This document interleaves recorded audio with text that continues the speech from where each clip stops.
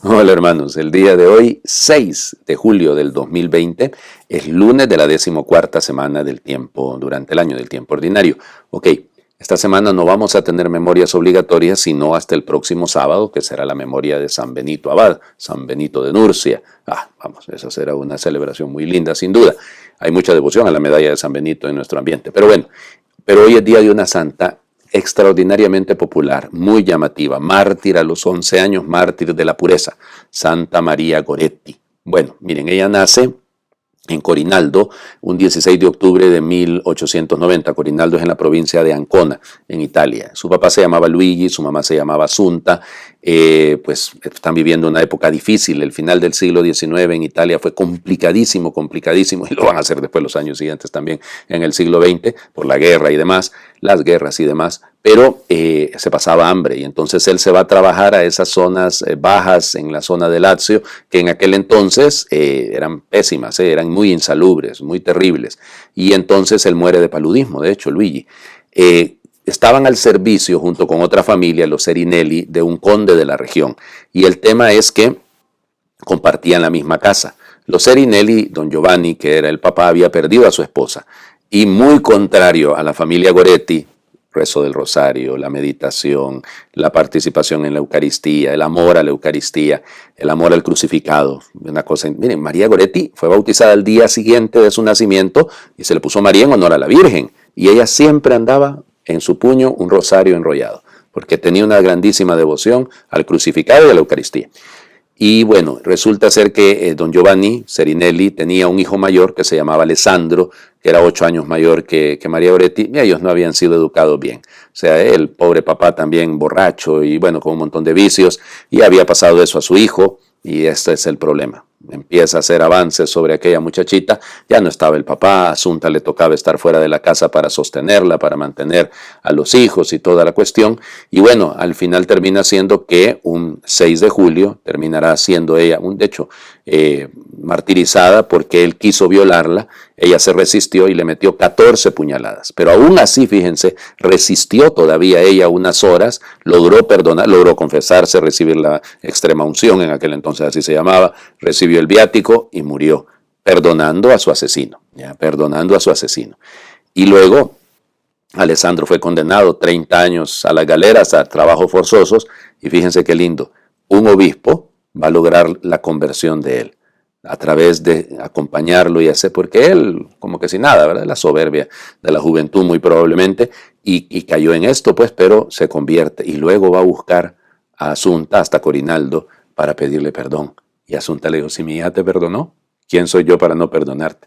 Y cuenta, ellos mismos lo cuentan, porque ellos estuvieron en el proceso. Alessandro estuvo el día de la canonización en 1950 de Santa María Goretti, pero convertido, ya un hombre que decía María Goretti que ella pedía que le perdonaba porque ella esperaba que él estuviera junto a ella en el paraíso. Imagínense ustedes. Gran ejemplo para los jóvenes, para las jóvenes también, pero un gran ejemplo para todos. Bueno, vamos a las lecturas del día de hoy. Comenzamos a leer y lo vamos a leer hasta el próximo viernes, el libro del profeta Oseas. El profeta Oseas también predica, profetiza en el reino del norte alrededor del siglo VIII, a mediados del siglo VIII, que es la época en la que precisamente Israel va a desaparecer, en la época de Jeroboam, que pues terminarán traicionando el proyecto de Dios y irán al exilio, precisamente por haber fallado. Entonces él, fíjense, Oseas, él está casado con una mujer que es cortesana de Baal. Baal tenía, igual que Astarte, prostitución sagrada. Y entonces esta muchachita no era exactamente lo que digamos del todo fiel. Y él la había enamorado y había tratado de ayudarle y todo. Gomer se llamaba la esposa. Y bueno, al final lo termina traicionando. Y entonces él utilizará esa imagen de la traición de su esposa, de la infidelidad de su esposa, para hacer la comparación. De la misma manera que Gomer me ha traicionado a mí, Israel ha traicionado a Dios. Entonces leemos, como les digo, Oseas capítulo 2, versículos del 16 al 18 y luego del 21 al 22. Esto dice el Señor. Yo conduciré a Israel, mi esposa infiel, al desierto y le hablaré al corazón. Ella me responderá allá, como cuando era joven, como el día en que salió de Egipto. Aquel día, palabra del Señor, ella me llamará esposo mío y no me volverá a decir Baal mío. Israel, yo te desposaré conmigo para siempre. Nos uniremos en la justicia y la rectitud, en el amor constante y la ternura. Yo te desposaré en la fidelidad y entonces tú conocerás al Señor. Palabra de Dios. Te alabamos, Señor. Qué belleza de texto, ¿no? Miren, la imagen del matrimonio, la imagen es la imagen de la alianza. De hecho, Israel, las fiestas más importantes, fuera de la fiesta de la Pascua, del Pentecostés o pues, de las chozas, eran las fiestas que se celebraban en los pueblos por el matrimonio, porque lógico, el matrimonio evocaba la alianza y continuaba la alianza, porque el Señor con los hijos reafirmaba la fidelidad a Israel. Eso es lo que está detrás. Entonces, por esto la imagen, yo te llevaré mi esposa infiel al desierto. ¿Y cómo van a enamorar a alguien en el desierto? No, hombre, se lleva a la muchacha al cine, se le hace un poema, se le da... No, es que aquí la imagen en el desierto es como cuando salieron de Egipto, para que no olvidasen lo que Dios había hecho por ellos. Además, en el desierto no hay competencia. Es decir, es el amor concentrado. Israel experimentó eso. Si se alejaba de Dios, moría. Y entonces la necesidad, eso es precisamente la alianza. Aquel día me llamarás esposo mío. Esposo mío. No Baal, no ídolos, no diosesíos, sino esposo mío. Esa es la unión. Piensen, la unión íntima es a lo que estamos llamados con Dios. Estamos llamados a esa unión, igual que hay la intimidad. Y cuidado con lo de la intimidad, porque alguno lo piensa mal. La intimidad, el íntimo, es lo más auténtico que soy yo. Eso es exactamente, es mi yo real.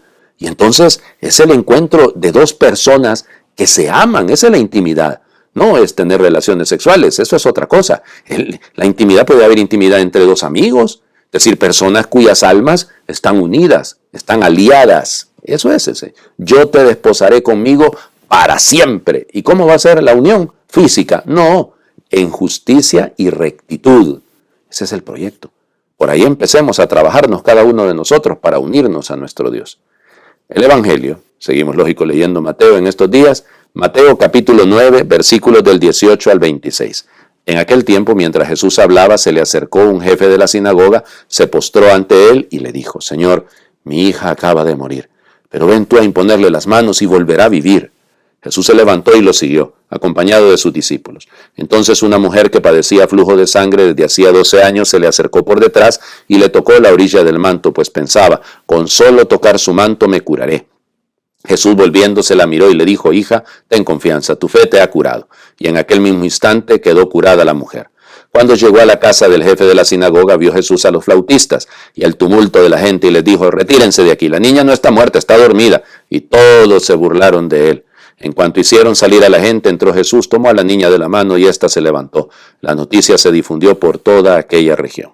Palabra del Señor. Gloria a ti, Señor Jesús. Bueno, conocemos esta versión en Marcos, ¿no? Talita cum. A ti te lo digo, niña, levántate. ¿Se acuerdan de este? Marcos es más extenso en la relación.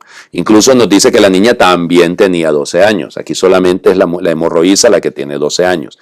Miren, muy probablemente, aparte de que se tratan, ¿por qué entrelaza Mateo, y bueno, es Marcos realmente el origen de eso, por qué entrelaza dos milagros que podrían parecer distintos, se podrían haber contado por separado? No, porque el antiguo Israel es el que ha botado sangre durante 12 años, el 12 es el número de las tribus, ¿no? O sea, es decir, está muriendo, y de hecho Marcos va a decir que había gastado una fortuna, ya claro, en tratar de curarse, pero no se había podido curar.